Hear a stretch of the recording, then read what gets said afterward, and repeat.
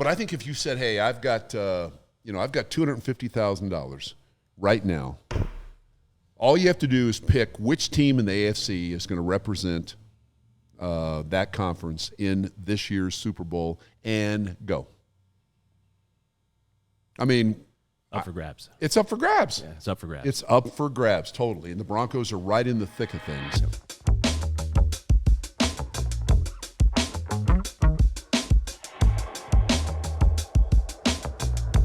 Everybody, welcome back to another episode of Broncos X O's with Bennie Fowler and KOA's own Mr. Dave Logan. Merry Christmas, good sir. My man. Naughty or nice list? Which one were you on? Yep. No, I think I probably had a foot on both of them. Okay. Right, left foot on the naughty. Okay. Right foot on the nice. Okay. You try to live in the nice. Yeah. Right, but every now and then you get, Did you get anything for Christmas? Well, since I just got back about 3 o'clock in the morning, what day was that? Last night. Christmas coming up this weekend. Okay. Right? Okay. Cool. For those that have to work or get to work in the NFL, calling games, and sometimes the game falls on Christmas. That's part of the gig. Yeah, it is part of the gig. How about you? Did you get it? Yeah, my wife got me a great gift, some great gifts. She got me this nice cologne that I like to wear. She got me some golf accessories because now she knows I'm into golf. Okay. And okay. What's your handicap, by the way? I'm not good enough to have one yet. It's well, really you bad. and I should play then. Yeah, it's really bad. I could take your money though. Well, okay. You know what? You're way too busy. You don't even play. You're way too busy. But I'll play that day though. Okay. I'll play that day. Hey, your money spins. Yes, it does. Yes, it does. Broncos get a win at Kansas City last night. I think they ended an era. A couple weeks ago, maybe 6 weeks ago, Broncos beat the Chiefs in a must-have-it game for the Chiefs. And then the Chiefs were there that day, by the way. Yes, they were. They were very healthy. And I think the Broncos ended an era. Everybody, they kept panning to Travis Kelce last night on TV. Could it be his last game at Arrowhead? And they spoiled it. Taylor Swift was in attendance, and she got a chance to see the winning team, Broncos. I didn't get a chance to see Taylor. It sure seemed like it was Kelce's last game. Yeah. Right? I mean, you watched him when he came out and warmed up, and he went around the stadium, talking, interacting with fans. I mean, normally, we both played in the league. You're not going to do that if it's just another home game. Right. And then, his introduction was over the top. And so, it seemed – I mean, I would be more surprised. I would be very surprised if sometime in the next month and a half we don't hear from Kansas City that Travis Kelce is going to retire. Yeah. Well, great career, but Broncos beat them at home. What was the stadium like? It seemed like a ton of Broncos fans. A bunch. Yeah. A bunch. And it was surprisingly loud, but I think partially due to the fact that there were a bunch of Broncos fans there, which was really cool to see. Now it's not as easy to pick them out because red and orange kind of blend in when you're. Our vantage point has changed over the years. Kansas City used to, for visiting radio, have just a great 50-yard line about the second level, and you could see everything. We literally are on top of the roof at Arrowhead, and so you couldn't see. You knew the crowd was there and they were loud, but I thought really it was a pretty festive atmosphere, and I thought Broncos fans showed up in a big way. Shout out to Broncos Country. We saw them on TV on the Amazon Prime game. Broncos win 20-13. What are your first initial thoughts, high level, of this game? I thought, when you break it down, red zone efficiency last night was not there for the Broncos. They put together good drives. They had 4 drives. Think about this for a minute. They had 4 drives that totaled 57 snaps of offense. Jeez. That's you're staying on the field. They had 3 drives that were over 8 minutes. They dominated that game. 73 snaps of offense, and the Chiefs had 49. Yep. Now you can say, we'll talk about the Broncos defense and Oladokin, excuse me, the third team quarterback and all that, and I get that. But I thought the Broncos did some good things on offense. I thought Bo was a little erratic to start the game. I didn't think he was maybe as accurate as he would like to have been. Mm-hmm. But I look at this. I look at that as a really good win, right? Short week, you're flying on Christmas Eve. You're playing there Christmas night. I mean, Kansas City would have loved nothing more than to spoil your Christmas, to beat you. And I thought the turnover early in the game kind of got KC in it. Yep. I thought that might be the only way they score in the Broncos defense was to have a short field, and that was a 35-yard touchdown drive. But all in all, I think and we'll talk about it in the show, but I think – to me, the Broncos have warts just like everybody else in the AFC. They've got strengths. They've got things that you look at and say, man, they've got to fix that. But so does everybody else this year. And I think Denver's in excellent position to make a run at this thing. 100%. When I think about the game and just looking at the game, watching some of the film this morning, I just think effective. That's the one word that I could describe this game as effective. A couple weeks ago, you played the Raiders, and I thought it was a similar game plan. Hey, we're going to run the ball. And I kind of hate to say this, but Sean Payton was trying to get in and get out of there. Like, let's go win this game. We don't need to show a lot. Let's go be effective on third down. Let's try to run the ball. Let's try to run the clock. Yeah, very efficient on third down. But let's get in and let's get out of here. Like you said, we already talked about it last week, that we don't necessarily like Thursday night games. But I also think it's really tough when you are traveling on Christmas Eve and you are playing on Christmas Day, which is a day, it's always about family, and usually it's about basketball. And today, and the NFL has now made it about, football as well. So I think it is a little tough. And then, you are playing on the road in a hostile environment. And like you said, Kansas City would have loved to spoil everything for Denver. But I thought they went in there with a championship mentality, and they did what they had to do to win the game, which is the most important thing. It's not always going to be – I think Sean said something like that in his press conference. It's not always going to look great. But did we get the job done? And they did get the job done. And I thought when they had got to have it situations, Bo made the play or somebody made the play. What was your thoughts on that game-winning touchdown throw? I thought R.J. Harvey did a nice job, especially for a running back. Yeah. Running the flat route. And then, you're taught there was a guy directly between he and Bo, and he just did a nice job kind of shuffling back inside. Bo had great anticipation on that throw as well. We're looking at the play right now for those. Watch him slide back inside. Yep. And Bo points him that direction. That's great instincts by a running back and a rookie running back and somebody who's found the end zone 12 times. What did you think about RJ's performance yesterday? I think R.J. Harvey continues to get better. He continues, I think, to sort of get more comfortable in the running game. They talked about when they drafted him that, they liked his receiving ability. And this was a kid that started his career at quarterback in college. So, but I really didn't have any idea how good a receiver he was. We've watched him catch the ball, and he does it like a wide receiver. He's kind of just got natural instincts, very effortless in just how he catches the ball. A lot of running backs, even guys that are decent, above average receivers out of the backfield, they don't catch it like that. Yeah. So I can see where Sean really wants to get the ball to him in the passing game. But again, I think in the running game, I think he continues to just sort of understand it and know the patience required from time to time. Sometimes you just got to hit it. He's still learning that as well. Sometimes you got to get your pad level down, even though he's not tall. But I think all in all, I think R.J. Harvey's had a very good rookie season. Do you think now he has the Joker tag placed on him? Because everybody thought it was going to be Evan Ingram, and Evans, he's made some plays throughout the season, but it seems like the Joker tag is now on R.J. Harvey. With everything that he's doing in the run game and in the pass game, he is now, to me, that featured joker. That is the card that Sean is playing, and he is not afraid to show it and play it. And RJ has answered the bell in terms of what he is doing from the line of scrimmage. Yeah, I don't disagree with that.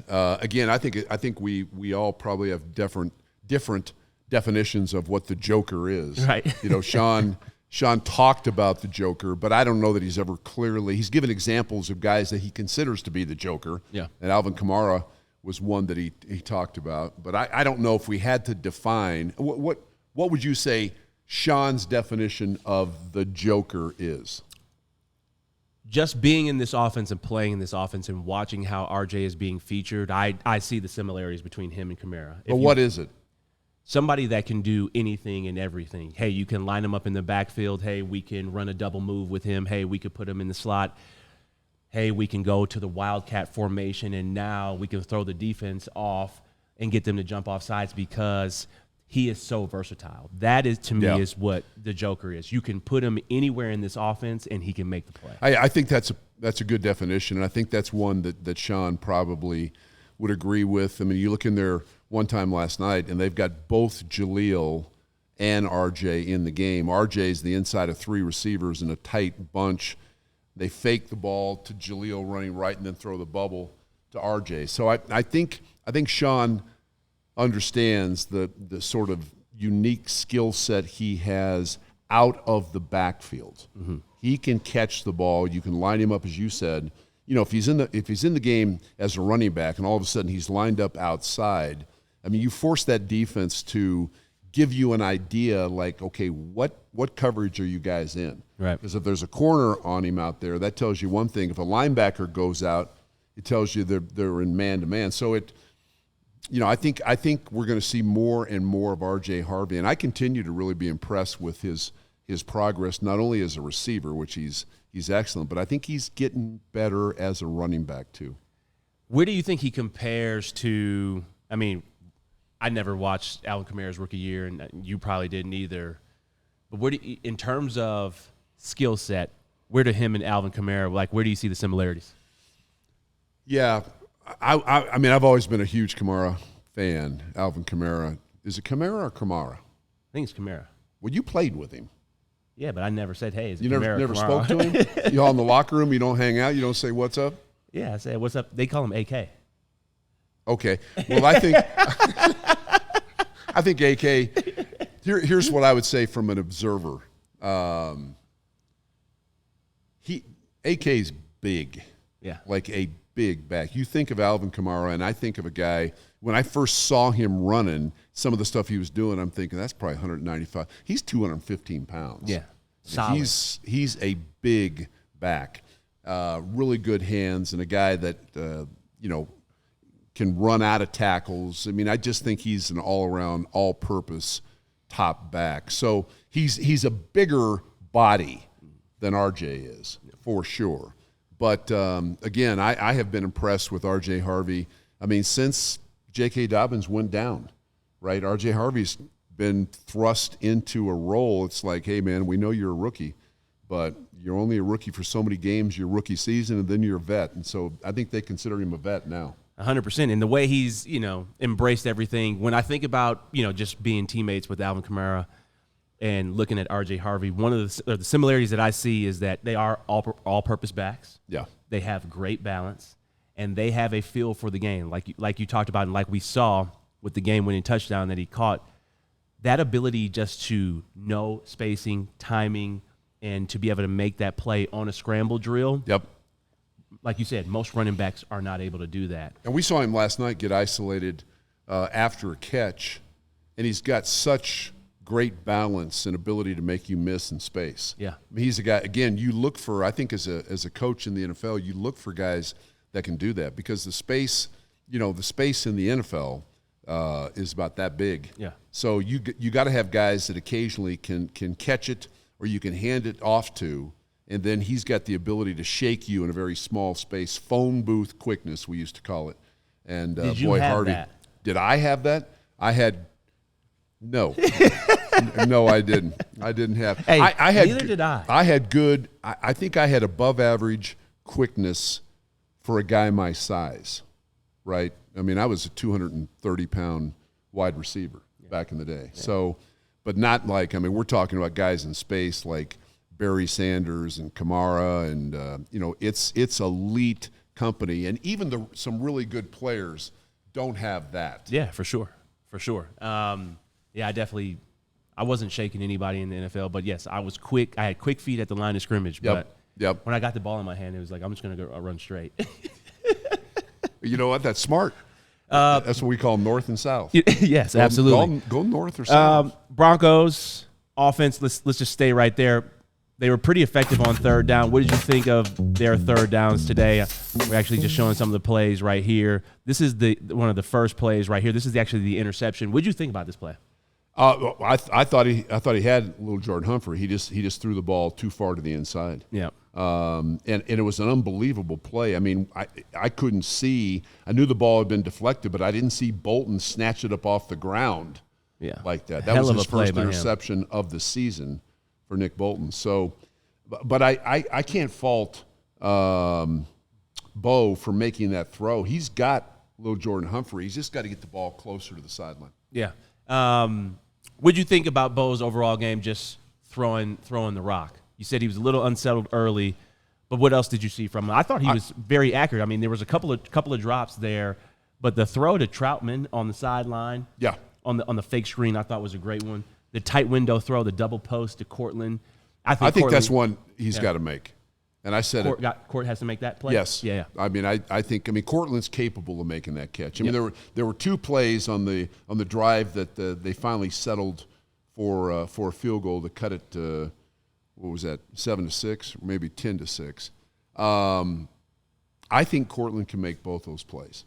That's what if I were coaching him, it's not a matter of, you getting on their ass and doing all that. It's just, you as a coach, I think you just say, listen, you can make that, and you have to make that. Yeah. So the double post in this 3rd and 8. Do you think the 3rd and 8? So we looking at this 3rd and 8 play. No, that one I think was on Bo. Okay. I think that one is a little bit off. I'm talking about the two. He had a crosser from right to left down in the red zone that I think if he catches, he probably scores. Oh, the mesh concept. The mesh, and then he came back and he had a pass in the end zone in his hands. Yep. And the ball got dislodged. Yep. I think both of those catches, Cortland is the kind of receiver that we have come to expect it. And I would say this, I think Cortland would say, I expect on both those catches that I'm going to make those catch. Well, I agree with you on the double post. I was a little, and I talked about this on the watch along. I thought that was a heater on that mesh concept.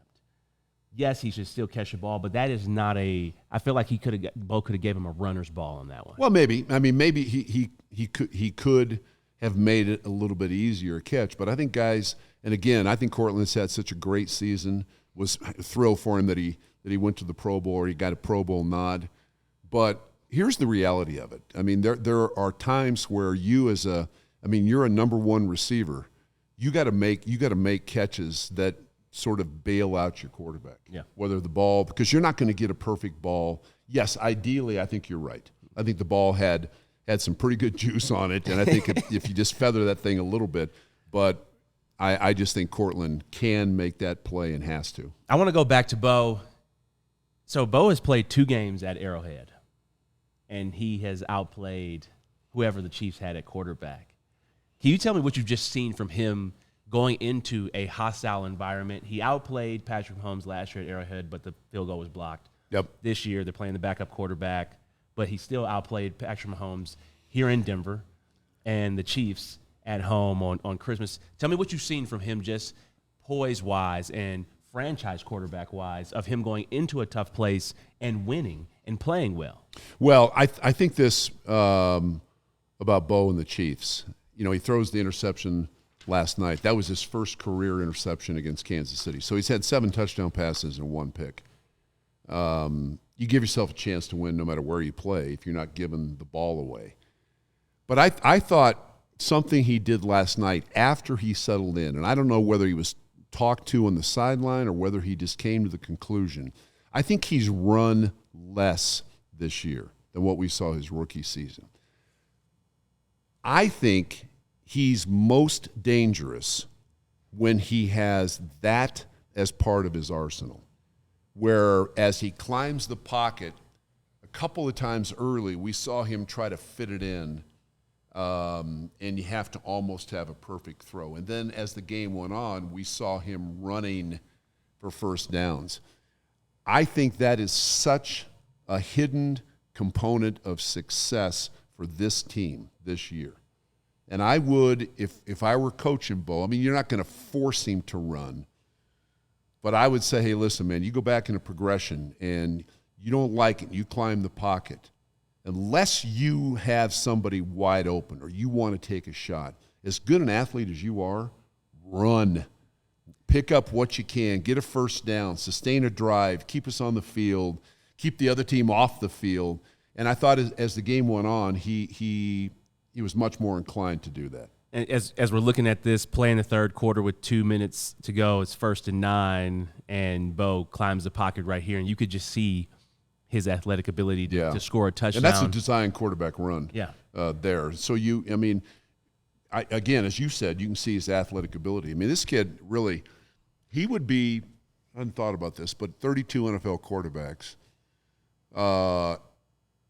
He's a top probably 5 athlete at quarterback, right? Lamar, Josh, I think Herbert's a really good athlete. Who am I missing? Phillip Rivers. No, sorry, Phil. No, not Phil. Who else would be a top athlete that we're missing? He's a better athlete than Mahomes. He's a better athlete? Yes, he is. Mahomes is crafty and very smart and gets a lot out of it, but Bo's a better athlete. Drake May's a good athlete for sure. I think he's better. I think he's a better athlete than May. Burrow's not in there. No. Jackson Dart's a hell of an athlete. Jackson Dart's a very good athlete too. But you get my point. Yeah. I mean, when you watch him run, and I underestimated that when he came out of college. I didn't realize. I mean, I knew he was athletic, but I didn't know he was that athletic. Yeah. They said him and Caleb Williams have the 2 fastest speeds at quarterback this year. I would have thought Bo was a faster athlete than Caleb. Yeah. These are just clock speeds. So I think Bo's got 2 That'd or be 3 like me and you running. Yeah. And I'd be, you're a really good athlete, but I would have a faster. You think so? You get away from people? Yeah. Oh, yeah. Oh, yeah. So you've heard us talk about Int Credit Union and their Broncos Country product and all the awesome perks that it does come with, like game day discounts at Empower Field, the chance to win Broncos tickets, and exclusive merch. Well, they're piling on even more perks. For those who are interested in signing up, they're going to give you $200. That's right, $200 will be dropped right into your account after meeting just a few easy requirements. And the debt cards that come with it, fire. You can rock a Broncos branded one, a Bo Nix one, or the PS2 throwback card that'll be available at all service centers on December 1st. I mean, they're almost like collectibles. So with the playoff push heating up, now's the time to lock it down. The perks, the card, the $200. If you're ready to bank like a Bronco, head over to int.com/DNVR to learn more. Insured by NCUA, membership required, account requires associated Int Broncos debit card, requires $100 deposit and activation of debit card within 30 days of account opening. At Common Spirit Health, they're more than just hospitals and clinics. They're a team of passionate and expert caregivers dedicated to your well-being, woven into the very fabric of your community. From preventative care to advanced surgical solutions, their skilled physicians and caring staff are here for you, offering personalized treatment tailored to your unique needs. Mountain.commonspirit.org. You can expect a blend of cutting-edge technology with a commitment to human kindness at their 20 hospitals and 240 clinics and care sites right here in Colorado. Whether it's a routine checkup, managing a chronic condition, or responding to an emergency, you can trust Common Spirit to deliver exceptional care close to home. Experience the difference compassion makes. Find a Common Spirit location near you and discover a new standard of health and healing by visiting mountain.commonspirit.org. Common Spirit Health, official healthcare partner of the Denver Broncos. Let's shift over to the defense.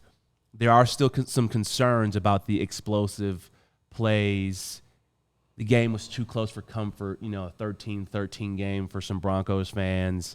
They were losing it in the chat. Were they? Oh, man, it was bad. They were like, this team is the worst 13-win team. I don't know if you could be the worst 13-win team. I don't know if that's like a real thing. That happens a little bit when you have too much eggnog. Yep. You know, you start looking at stuff a little crazy. Yeah. No, I get it, but I think there were reasons why you look up and it's 13-13, right? Right. I mean, let's break it down from the defensive standpoint. The touchdown drive of the Chiefs, and they had one touchdown, Yep.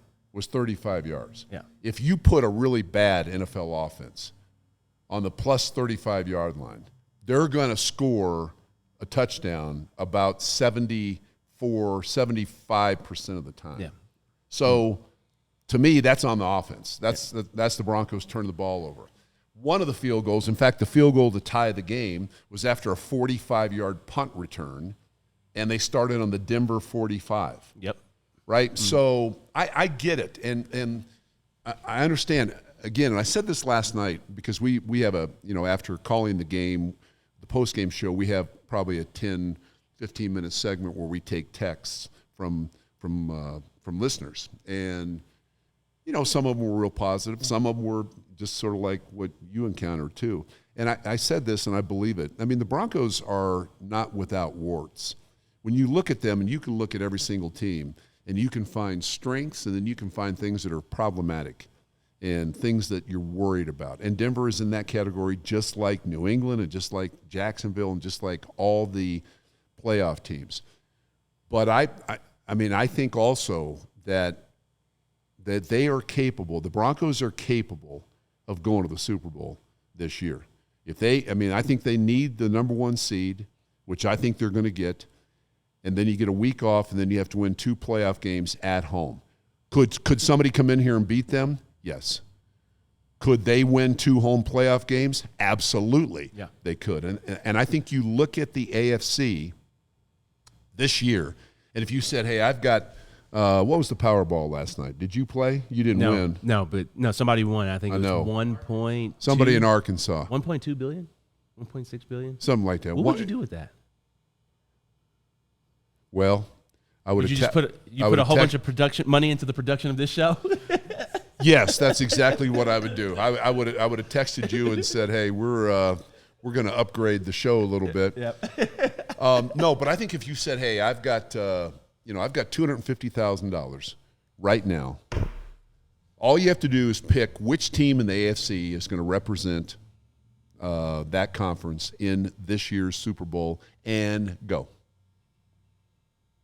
I mean, up for grabs. It's up for grabs. Yeah, it's up for grabs. It's up for grabs, totally. And the Broncos are right in the thick of things. Yep. So I would say the defense last night, they had 1 sack. It was not a pass rush game. You didn't want Oladokin running around. He's a good athlete. You wanted him to have to stand in and look at coverage.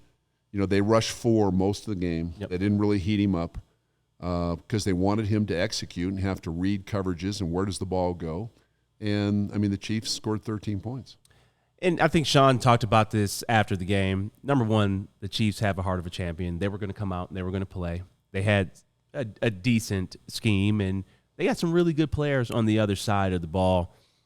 What I will say, the only thing that concerned me from last night's game defensively was the miscommunication on the touchdown play. Looks like Hufanga is passing it off to Singleton, and Singleton looks like he's passing it off. They're both pointing and leaving the back wide open. That was the same play that Washington was running in overtime, which was going to be open based off of everything. But well, Nick the Bonito, Washington game in overtime, that was Hufanga. That right?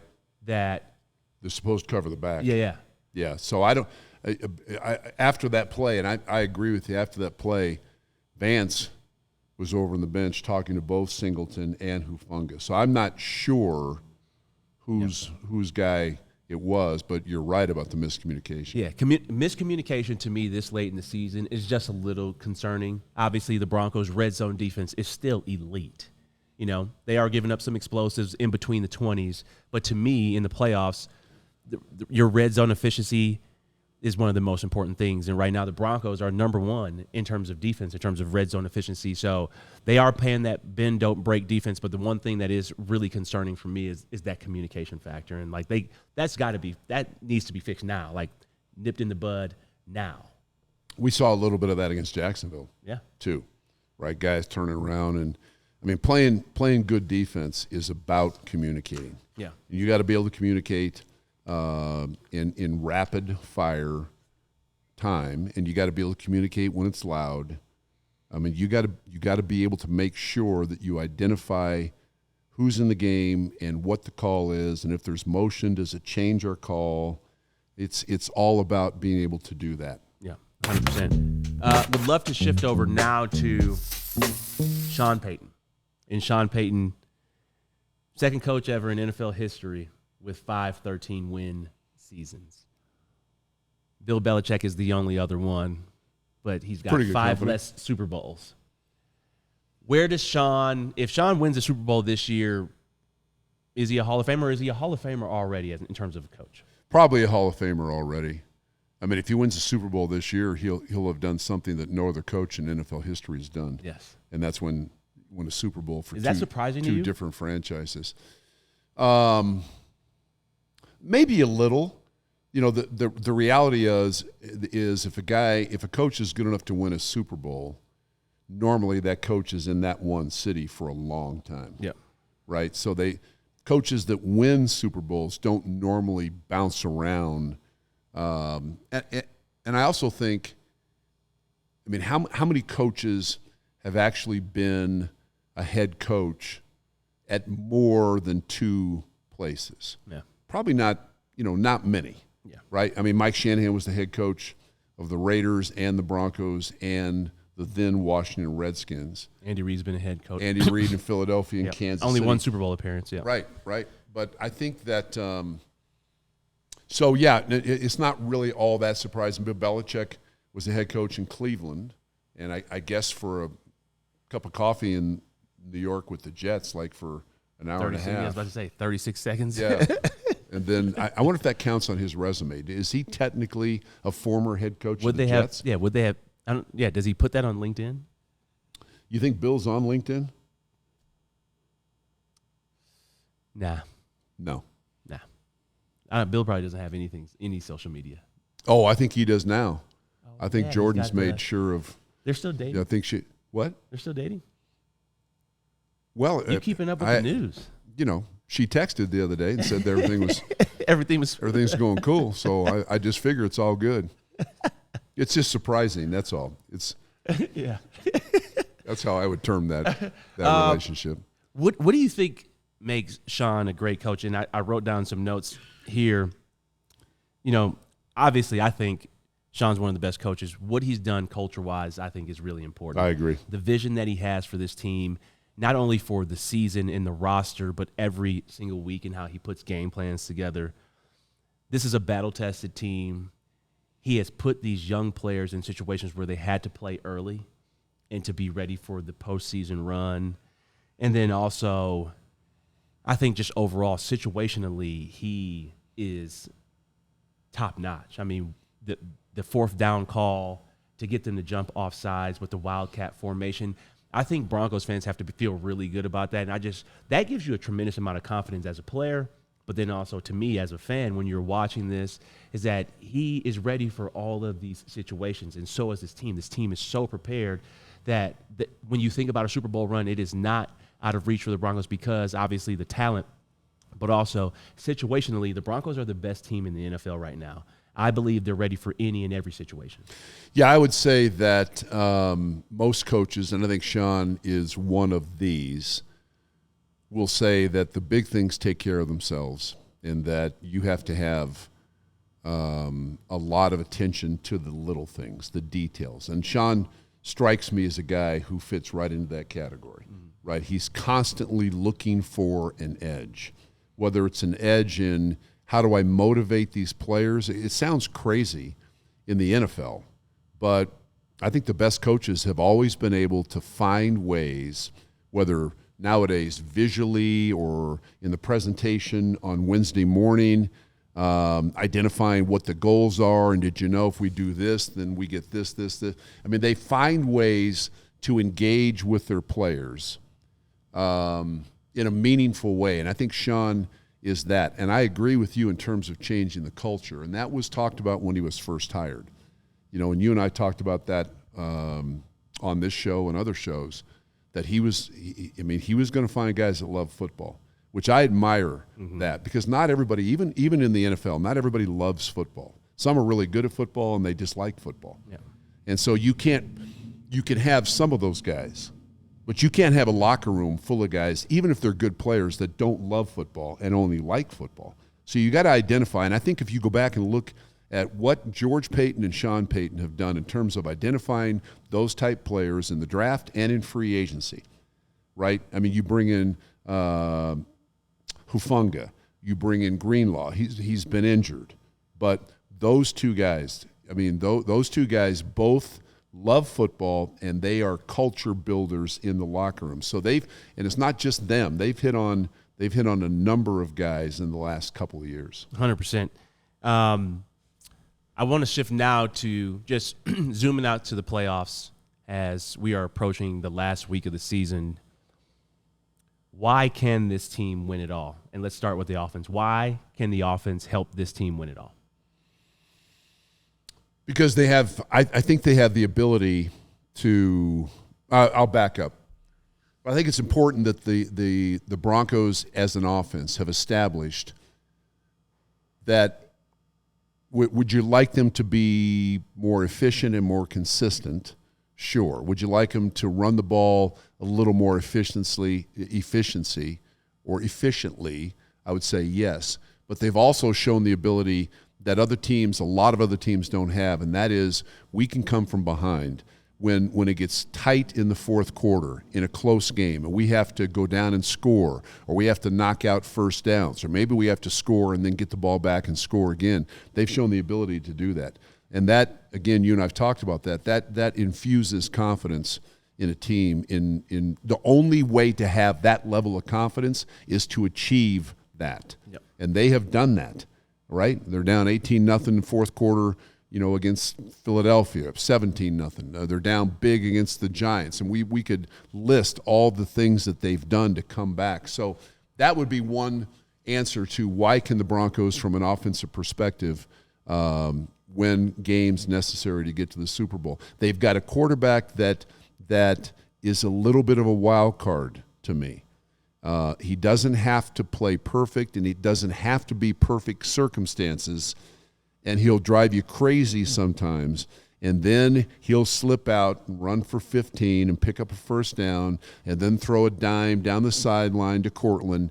He's just a big play kind of guy, which I think you have to have when playoff time rolls around.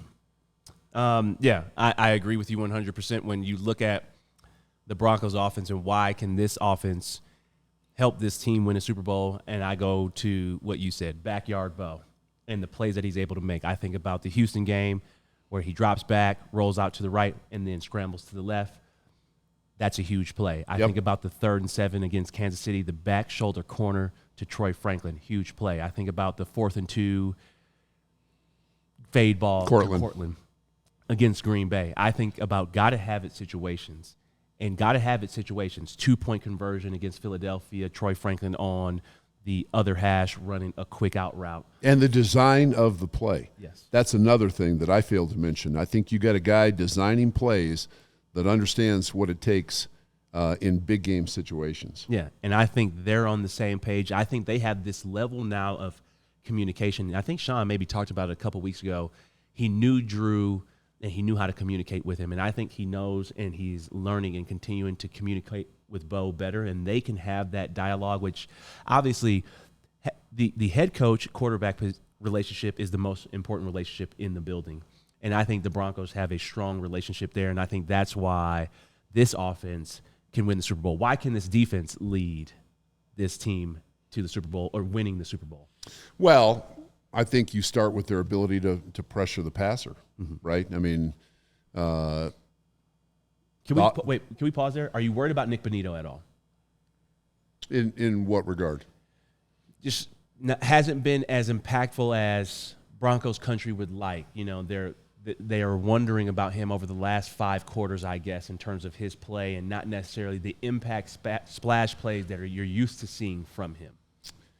Yeah, I mean, as a team, they have slowed down in terms of the sack rate per game. Both Cooper and Benito, both. I would say that they're both getting a lot of attention. Mm-hmm. I mean, you can tell. I mean, Benito's getting chipped a lot. So's Cooper. So no, I'm not going to say I'm worried about them. I think it was an unreal pace that the team was on and that Benito was on. I think sacks sort of come in bunches, and I don't worry about 15-0. To tell you the truth, I think they're going to be fine. But I think in terms of why they can win, when teams have to throw the ball, if the Broncos are ahead in a playoff game in the fourth quarter, a playoff game in Denver, and teams have to throw the ball, that's going to be a huge challenge for any team, even teams that really throw it well. Huge challenge for their tackles to be able to hear the cadence. I mean, it just plays into what Denver is about. And I think they've got some big play guys. They haven't created as many turnovers this year. And so, my hope, the way I look at things is that's you're probably going to have a game where they knock that ball loose 2 or 3 times. You get 2 or 3 or 4 turnovers in a game. So I think that's if I were looking at this Broncos defense, I think they're good enough against the run. I don't think there are great running teams. Buffalo can run it with Cook, but I don't think there are great running teams. It doesn't look like we're going to play a team that has like a Lamar Jackson. So yeah, I mean, I think again, you look at Denver just like you look at Jacksonville, just like you look at the other AFC teams. There are positives, many more positives. There are some negatives. How do you deal with those negatives? And teams that are going to beat Denver have to come to Denver to deal with those negatives. So I like their chances. I really do. Yeah. When I look at the Denver defense and why I think they can take this team to the Super Bowl and win it is versatility to me. And I think the versatility of coverages, the versatility of the players. When you think about a Hufanga who can play all over the field and where he's at, hopefully Greenlaw comes back, but you think about Justin Stranad, Jonah Ellis, the backup players are going to have to, great depth. They're going to have to make players. I think when you have the ability to play man-to-man and rush the passer, to me, that is what you need. I feel like great teams, or at least the great teams that have won Super Bowls in the last 10 years, have a lockdown corner, and they got 2 pass rushers. When I think about the Rams, you had Aaron Donald, you had Vaughn, and then you could play man-to-man. Obviously, our Super Bowl team, the New England teams that have won Super Bowls, versatility. They could play man and they could rush the passer. And I think this team can, whether at home or on the road, can play man-to-man and rush the passer. And I think they're a disciplined defense. And when I say disciplined defense, you talked about this earlier in the show. You have to sometimes follow the game plan. It cannot be all about you. And, yeah, it wasn't a big sack game yesterday, but the game plan was very effective to make this guy read the coverage and make him uncomfortable. And to hold them to 13 points and on short fields really stop them, I think is one of the most important things that is going to transfer over to the playoffs. So why do I think they can win is because they are that bend, don't break type of defense, the versatility of coverage that you can play, the versatility of the players that you have, and the depth. And I think when you get into the playoffs, you have to be able to rotate your pass rushers. It's a different level of atmosphere. Your heartbeat's moving or your heart's going faster. You're getting tired quicker. But if you can have people that can come in and supplement your Nick Bonitos and your Jonathan Coopers, you are going to and you can win a Super Bowl. I completely agree. I mean, I think the way the Broncos should look at this, they got home late last night. We're taping this in December 26th. They don't have to leave Denver again until they get on a plane and go to Santa Clara for the Super Bowl. Now you say, like, man, you're getting ahead of yourself. They have that. Okay, maybe. Yeah. But that's how I would look at it. And I would mention that to them in one of those meetings. Hey, we're not getting ahead of ourselves. We'll come back next week, get ready for the Chargers. But just think about this. We're the only team that can say this right now in the AFC. We don't have to leave Denver again to go to the Super Bowl. Yeah. That's pretty strong. You got the Chargers coming in the last regular season game. Got to find a way to win that game. Very tough game for sure. But if you do, you're the number one seed in the AFC, and you get a week off, and then you have one and then another home game here in Denver. Yeah. Tell me why this special teams unit can help this team win the Super Bowl and get to the Super Bowl, because to me, this is my favorite, and this is the unit that I am watching the most in the playoffs and next week, because I think this will be the area where the Broncos have to play well to win a Super Bowl, and to get to the Super Bowl, they have to make a play in special teams. I would say the reason the Broncos, because of their special teams unit, can get to the Super Bowl is they have one of the most reliable kickers in the game, in Wil Lutz. And I know he missed a 44-yarder against Jacksonville, but in a close game, in a big-time game with pressure on him, and you got to make a 52-yard field goal at home with 3 minutes to go, to go up by one, I'm betting on Wil Lutz. Mm-hmm. So you also have one of the outstanding return men in the game in Marvin Mims. Now, you can't give up a 45-yard punt return as they did last night in Kansas City. I mean, so there's things, again, when I say they've got warts like everybody else, they do. They've got to get things. That's the beauty of the NFL. There are things that you have to coach, things that you have to change, things that you have to improve upon every single week. And we've seen special teams really good this year, and we've seen them bad too. So you got to find a way to dry erase the bad, and it can't be bad moving forward in the next, hopefully 3 games. Yeah, I think the Broncos special teams can be that area that gets this team to the Super Bowl and helps them win a Super Bowl, because they have one of the most dynamic returners in Marvin Mims, somebody who can create explosive plays and give you that first down, if not take it all the way. You love the fact that he scored a punt return touchdown this year. And also you have, like you said, Big Nuts Lutz, somebody who can create, or not create, but somebody who can hit game-winning field goals in pressure situations, and he's had to do that time and time again. You think he's called that at home? Yeah. Oh, yeah. I'm just asking for a friend. Yeah. But, yeah, I think we just laid it out for Broncos country in terms of what we see in terms of these areas. Broncos Chargers next week, next Sunday after the New Year, so it'll be 2026. I think it's always hard to play a division opponent twice. I think, those games are tough. The Chargers, obviously, if they take care of business this weekend, I mean, this could be really exciting. This would be a game that I would go to. If the Chargers win on Saturday, I will be in the stands. I'll be in shirt the booth. Off. Shirt off. Yeah, I'm gonna paint my chest. Okay, bet. Bet. Let's. That's if the weather's good. On the record, right there for that. No, man, I think it. My guess is the Chargers will find a way to beat Houston. Just a guess. And how confident do you feel about that? Houston is for real because of their defense. I just think the Chargers, they're kind of an old school. I think you adopt the overall sort of mindset and mentality of your head coach. Mm-hmm. And I think Jim Harbaugh is a really good head coach, quirky. And you look at the Chargers, and they don't do a lot on defense. They just keep everything in front of them. Could Houston beat them in L.A.? Sure, they could. But if I had to guess, I would say the Chargers. And so if that happens, then there's everything to play for both teams that next week in Denver. And so I think that, hey, if the Broncos, I mean, it's right in front of them. If you would have said in training camp, hey, how about this? You can either gamble on how the season is going to play out, or we'll tell you right now, The season will come down to one game. You have to win it, but it's going to be a home game against the Chargers at the end of the season. And if you win that, you're going to be the number 1 seed in the AFC. It's a no-brainer.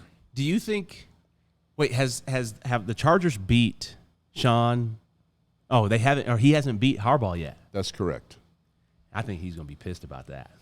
I think it's one of those. Already is. Yeah. I think it's one of those. We've talked about this before. I think there's been a couple games this year where it's a Sean Payton game, and I think this Chargers game is a Sean Payton game. This is one of the reasons why you pay him as much as you pay him. For sure. This is a culture builder. This is one of those things. Obviously, this is one of those. This is going to be a franchise win next week. You beat this team to get the number 1 seed. You beat Harbaugh. You beat a good team. You win the AFC West for the first time in 10 years. Yep. This next week could be a franchise. Now, the only way that it doesn't come down to that is if Houston beats the Chargers. Which could happen because the Chargers do Charger. Which could happen. But still, it'll be an important game for the Broncos because we're assuming the Patriots are going to win their last 2. They play the Jets and Dolphins. I don't think either New York and Miami is going to beat New England. So even if the Chargers lose to Houston, the Broncos still would need to beat the Chargers to have that number 1 seed. Otherwise, New England would be the number 1 seed. Yeah, I think Sean is getting ready to come out with his best stuff. As everybody would say, he's getting ready to get in his bag in terms of his play calling, his situational awareness. Some of the things, I think there are some things that he's been holding back over these last couple of weeks, and I think he is going to bring those formations out, those plays, and I think we're going to see his best coaching next week and then into the playoffs. You know what? I hope you're right. I mean, that's what I agree with you wholeheartedly when you say, I mean, this is the reason you pay your head coach. Yeah. You pay your head coach this kind of money around the NFL to prepare his team. You pay him for a lot of reasons, but when it comes down to big games, you want your team to be at their best. And I think they've got a proven guy in Sean. He's been there before. He knows what it looks like. So does Harbaugh. So if the Chargers beat the Texans, and even if they don't, that's going to be a hell of a matchup come next Sunday. Yeah, it's going to be some really good football. I want to see you painted. You do? Yeah. Yeah. All right. I've been working out, so I feel good about taking my shirt off. So, might want to rethink that. I have one more question for you. What was your favorite call from yesterday's game? Oh, wow. Favorite call. Maybe the 3rd and 10 completion. I think it was a mesh route to the OTB, which would have been Lil Jordan Humphrey. The gain 17 on the last drive. Yeah. Tie game, 3rd and 10. I mean, you're going to have to punt the ball, and the Chiefs, even with Chris Oladokun at quarterback, are going to have the ball in a tie game and a chance to win the game, and Bo put that thing right in the money. Yeah, great catch and run by little Jordan Humphrey, but I thought it was great by Bo, just his play recognition and coverage recognition. Me too. The linebacker got out of there. They went to a split safety look, and like you said, little Jordan Humphrey was with the over-the-ball route. Yep. Yeah, great by Bo, great recognition by him to find that What was your zone. favorite play? Favorite play?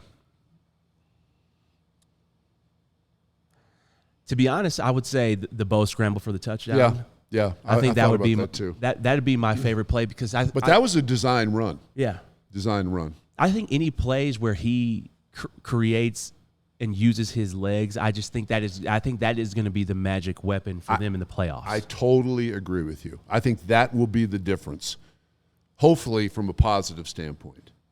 But that will be the difference. We'll be able to sit and talk about once the Broncos get to the playoffs. Bo has got to continue to be a threat running the football. 100%. Everybody, that's another episode of Broncos X's and O's with the great Dave Logan. I'm your host, Bennie Fowler. Kel, appreciate you, brother. Merry Christmas. Happy holidays.